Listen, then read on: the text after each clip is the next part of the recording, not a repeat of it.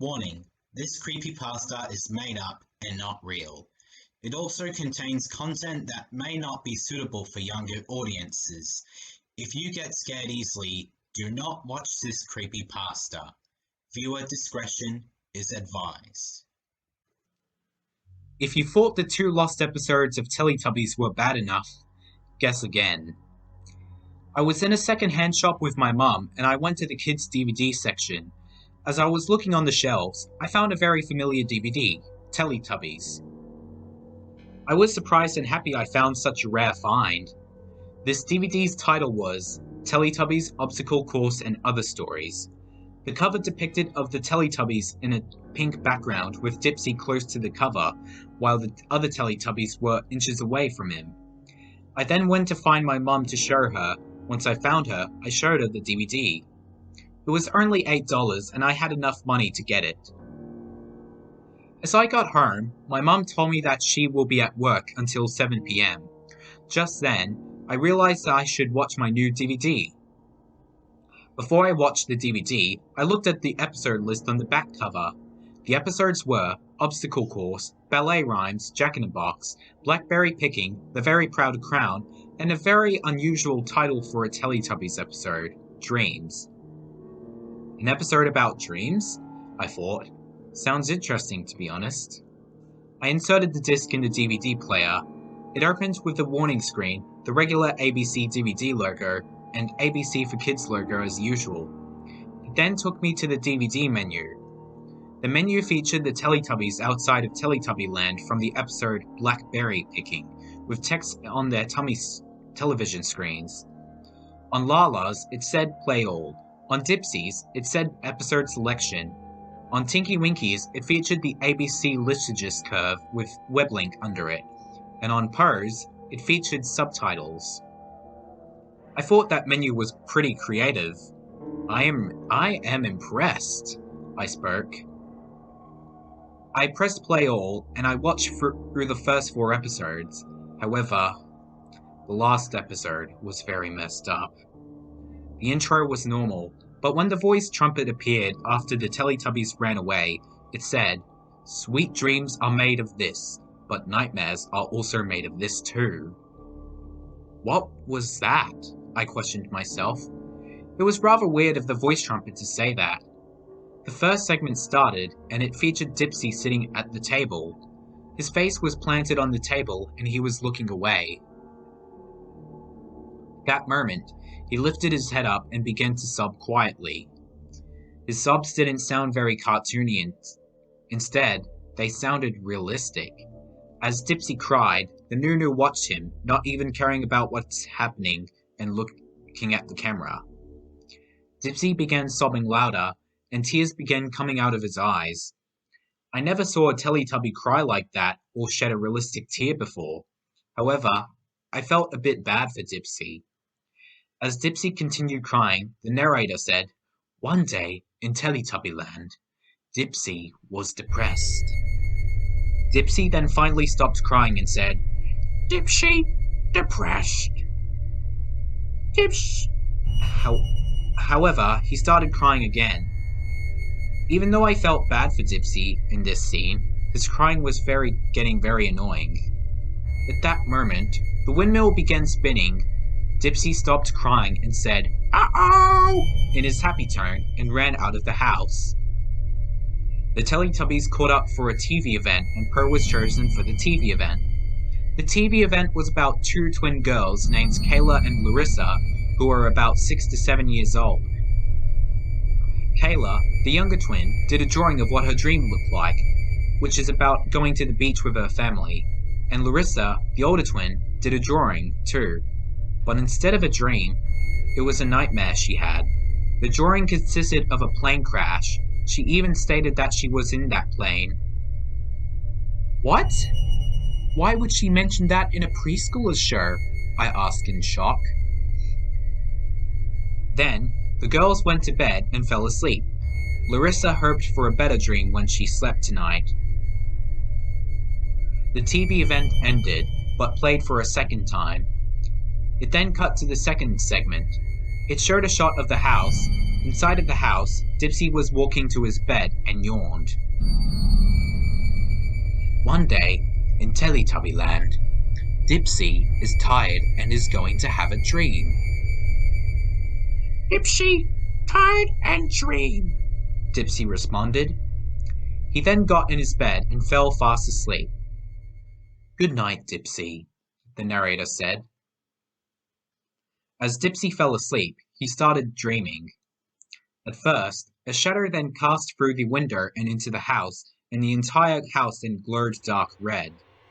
The shadow was in the shape of a ritual, and some very familiar shadowy figures emerged out of it. After 40 seconds, Dipsy woke up. Dipsy yawned and noticed that the house is dark red. Why house red? Dipsy asked in a worried tone. Dipsy went to look all over Teletubbyland to see what was going on, the narrator ordered. Dipsy complied and exited the house. As he went outside, he noticed the sky was mixed with black and red, and he heard faint laughter. Dipsy began to get scared, but he put on a brave face to look for the other Teletubbies. Searching all over Teletubbyland, Dipsy found Tinky Winky, who was facing away, sitting next to a bush. Dipsy found Tinky Winky, the narrator said. Dipsy walked up towards Tinky Winky and reached out his hand to touch him if he was okay. Dipsy was crying, but Tinky Winky was crying, but refused to turn around. Tinky Winky, okay? Dipsy asked Tinky Winky as he slowly held his hand towards his back. Once Dipsy touched Tinky Winky, the latter turned around and he looked really messed up. Tinky Winky had an alien-like appearance with large hollow black eyes, an alien-like mouth in the shape of an O, with razor-sharp teeth around it, and his fur is now a cross between dark purple and black. Tinky Winky snarled loudly at Dipsy. Dipsy let out a yell in horror and fell back in shock and ran away. Dipsy found Lala and warned her that Tinky Winky is supposedly possessed. However, Lala was also crying too, leaning against her ball. Dipsy felt touched seeing her sobbing. He then reached his hand out towards her. Lala, okay? When Lala turned around, her face was pale white, her eyes were empty, and she was crying small drops of blood. She hissed at Dipsy in a sinister way. Dipsy fell back in shock again, letting out a scared yell. He got back on his feet and ran away to look for Purr. Dipsy found Purr sitting beside a rabbit burrow. Like earlier before, Purr was facing away and crying. He warned Purr that Tinky Winky and Lala were supposedly possessed. Pooh! Tinky Winky and Lala possessed! Purr didn't listen and continued crying. Oh, okay? Dipsy asked in concern. He reached his hand out towards Purr's shoulder, but she was also demonic. Purr's appearance was messed up. Her fur was in a darker red, her eyes were glowing red, and her circular antenna was even in the shape of a ritual. Oh no! Dipsy shouted in horror. Oh no! Tinky Winky, Lala, and Purr are possessed, the narrator said in shock, with actual emotion. Run away! Dipsy shouted. Dipsy then ran all over Teletubbyland to find the house. At that moment, two familiar faces ran in front of him. In front of him, the scary lion and Daft Tubby from Galactic Battles were blocking his way. Grainy, grainy, grainy, Daft Tubby said. You're not gonna get away with my evil plot. And you and your friends were asleep. We poured this potion into their mouths, but we forgot to pour it into you, the scary lion said. Daft Tubby held up a blood-red potion. This is the potion I created. Now they are bloodthirsty demons! What? Dipsy exclaimed. Daft Tubby then said, We are going to finish your Teletubby life, slowly and clean. Dipsy then ran towards the house to hide. Behind him, Tinky Winky, Lala, and Purr chased him. Once Dipsy got into the house, he realized the Nunu was possessed too. The Nunu was now a giant, monstrous robot with realistic skin, but his eyes were bloodshot and he had small patches of blood around him. Oh no! Not Nunu! Dipsy yelled. Dipsy then ran to the back doors, but once he was about to take the last step outside, the Nunu extended his nozzle and grabbed Dipsy by the ankle. Dipsy screamed as the Nunu pulled him towards him. Behind the Nunu, the other Teletubbies walked up. Daft Tubby and Scary Lion did too. Dipsy looked at the group, his vision blurred from tears. Ah! Oh! Dipsy moaned weakly. Daft Tubby then said, "Are you ready to become a demon green Teletubby?" No! Dipsy wheezed, sobbing for a bit. Dipsy sobbed, wishing for mercy. His Teletubby days were coming to an end. Teletubby Land was currently being ran by 2 psychopaths, and there is nothing he can do about it. Daft Tubby then poured the potion into the Scary Lion's throat. The Scary Lion then grinned sinisterly with his teeth. Through his teeth, he said, "It's time to turn Teletubby Land into Chili Demon Land!" The lion then bit Dipsy's leg, and the potion started absorbing into his skin, as if it were a needle injecting into somebody's body. Daft Tubby laughed like crazy as the Scary Lion kept biting. Dipsy let out a blood-curdling scream as the lion was grinding his teeth into his leg. He continued screaming and screaming and screaming as more of the potion started flowing through his body. At that moment, the lion then pulled his teeth away from his victim's leg. At that moment, Dipsy started having a headache.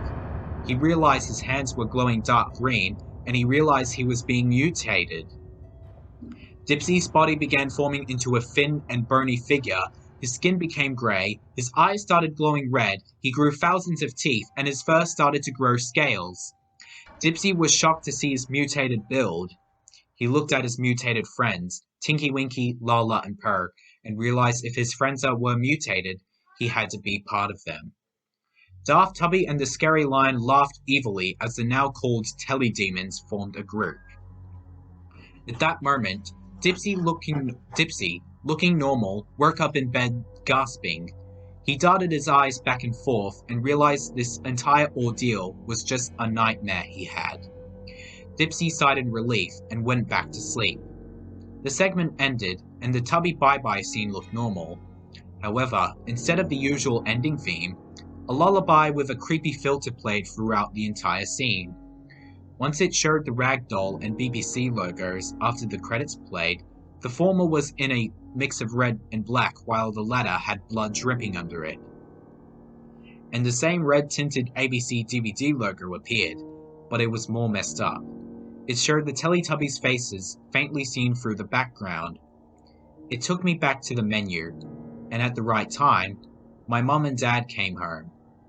I ran outside and told my parents about the episode on the DVD. I showed them the footage, and they believed me. The only evidence I could show you is some photos I edited to capture before my mum burnt the entire DVD. I couldn't sleep for the entire night. The episode keeps going back to haunt me all night. Who makes episodes of preschool shows with such mature and unusual titles? Who knows?